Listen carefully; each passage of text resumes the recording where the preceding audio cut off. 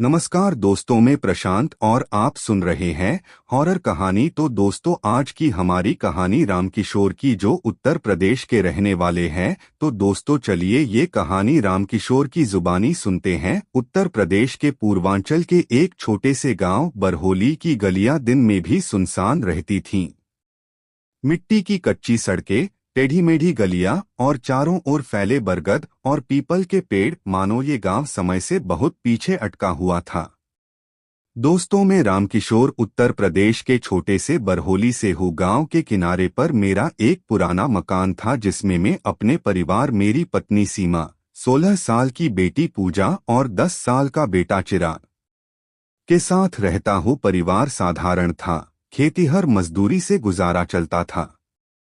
मैं एक मेहनती इंसान हूँ, लेकिन गांव में सब जानते हैं कि मेरी जिंदगी आसान नहीं थी। मेरी असली परेशानी थी मेरा बड़ा चचेरा भाई भोलाराम। भोलाराम बहुत लालची और जलनखोर था। जब भी खेत की पैदावार अच्छी होती या परिवार में खुशी आती, भोलाराम जल उठता। लोग कहते थे कि भोलाराम का मेलजोल अजीब तांत्रिकों और काले कर्मकांड करने वालों से था। गांव के बुजुर्ग कानों में फुसफुसाते, भोलाराम काला जादू जानता है। जिसने उसके रास्ते काटे वो कभी चैन से नहीं रहा। मैं इन बातों को कभी गंभीरता से नहीं लेता था, पर मेरी पत्नी सीमा अक्सर डर जाती। वह कहती, सुनो जी, भोलाराम की आंखों में कुछ अजीब है।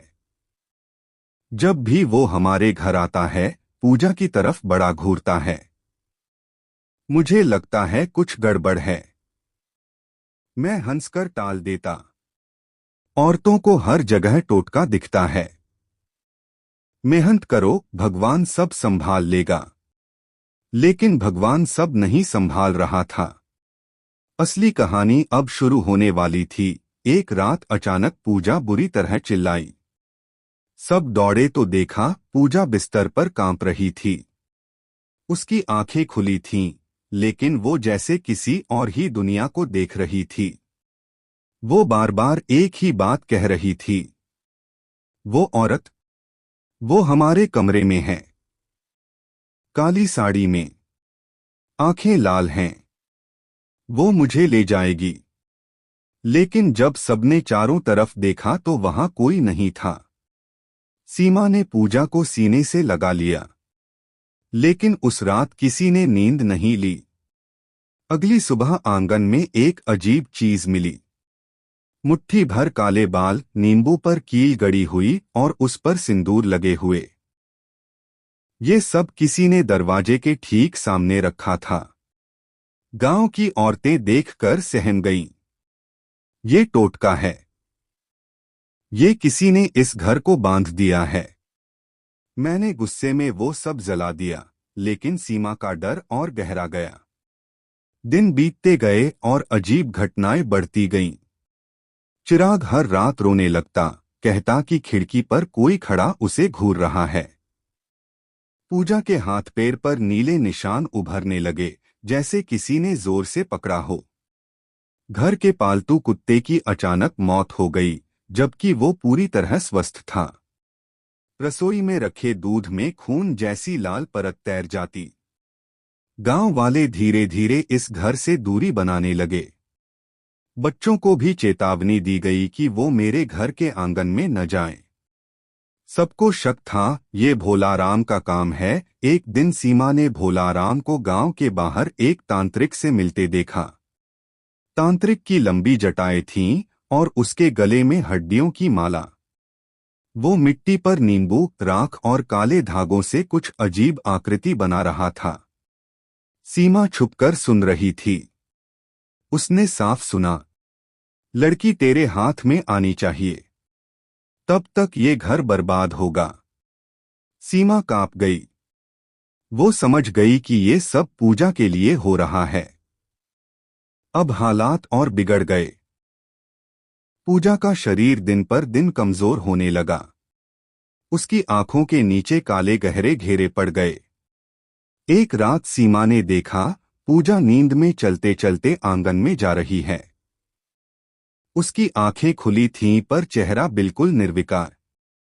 जब सीमा ने उसे रोका तो पूजा की आवाज बदल गई। किसी औरत जैसी भारी आवाज में उसने कहा, मत रोक, वरना तेरे दोनों बच्चों को जिंदा निगल जाऊंगी। सीमा वहीं बेहोश हो गई। आखिरकार मैंने गांव के बुजुर्ग की सलाह मानी और पास के कस्बे से मशहूर ओझा बालकदास को बुलाया। बालकदास आते ही घर के आंगन में बैठ गया। उसने आंखें बंद करके मंत्र पढ़ना शुरू किया। अचानक उसके माथे पर पसीना आ गया। वो बोला, तुम्हारे घर पर बहुत भारी टोटका किया गया है। किसी ने इस लड़की को बलि के लिए चुना है। अगर समय रहते टोटका नहीं तोड़ा गया तो पूरा परिवार बर्बाद हो जाएगा। बालकदास ने अनुष्ठान शुरू किया। नींबू, हल्दी, राख और घंटियों की आवाज पूरे घर में गूंजने लगी। अचानक पूजा का शरीर कांपने लगा। उसके मुंह से झाग निकलने लगी। उसकी आवाज किसी मर्द जैसी गहरी हो गई। ये मेरी है, कोई नहीं छीन सकता इसे। पूजा अचानक हवा में उछल गई और जमीन पर जोर से गिरी।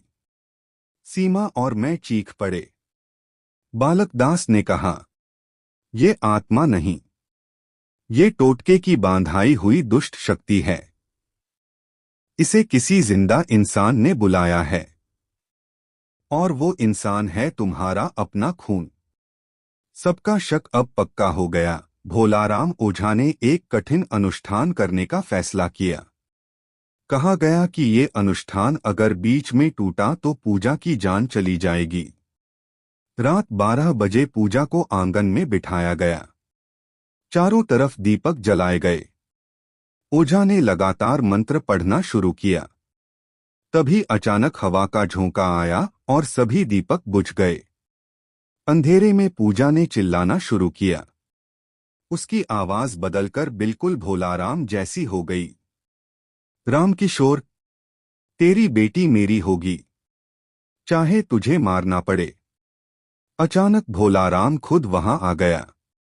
उसकी आंखें लाल थीं, हाथ में काला नारियल और खून से भीगा कपड़ा। ओझा चिल्लाया, यही है जिसने टोटका किया है।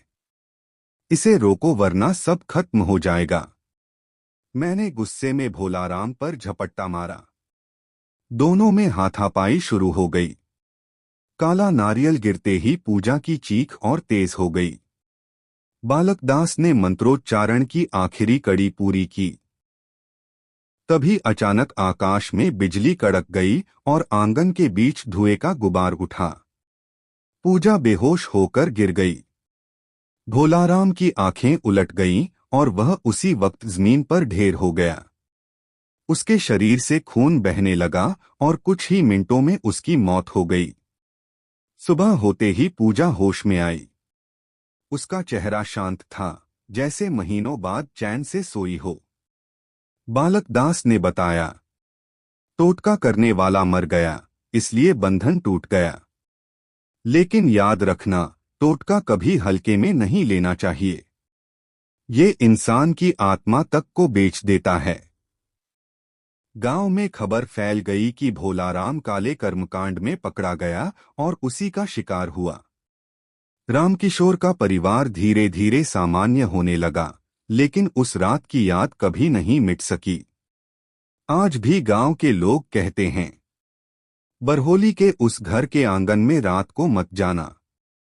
वहां अब भी उस रात की चीखें गूंजती हैं। तो दोस्तों, आपको आज की हमारी कहानी कैसी लगी कमेंट करके बताएं और ऐसी कहानी सुनने के लिए हमारे चैनल को सब्सक्राइब करें। मिलते हैं एक नई वीडियो के साथ। धन्यवाद।